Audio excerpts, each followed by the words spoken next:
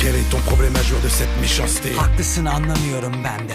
Les yeux dans les yeux, tu as trinqué à ma santé. Ne oldu kalkan kadehlere? Pour le lendemain mieux me poignarder. En kötü günümüz böyle olsun. Face à ton miroir tu comprendras pourquoi. Ah, laf olsun torba dolsun, bir çıksın hayatımdan. Ah, des amis oui j'en avais par milliers. Zehrini aldırmış yılanlar. Mais je te jure que je ne prierai plus jamais pour toi. Kibirden kudurmuş sofralar. Je leur ai tourné le dos vite fait bien fait. Faili meçhul yalanlar. L'école de la rue s'apprend sur le pavé.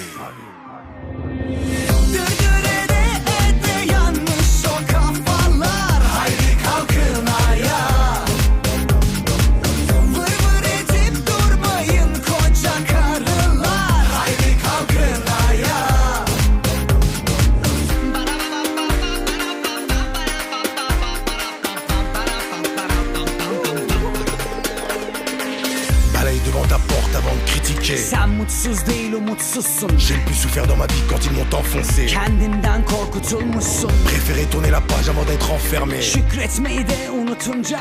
Garder la pêche et tu trouveras la foi. Günahı boynuna vurmuşsun.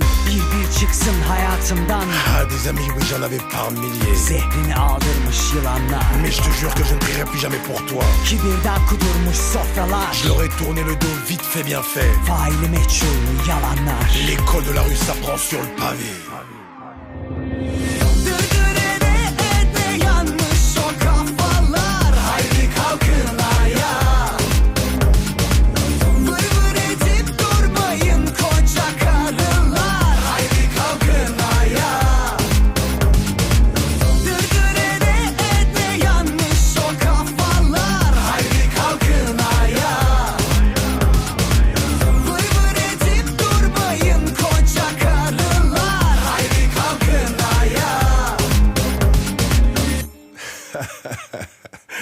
Güzel.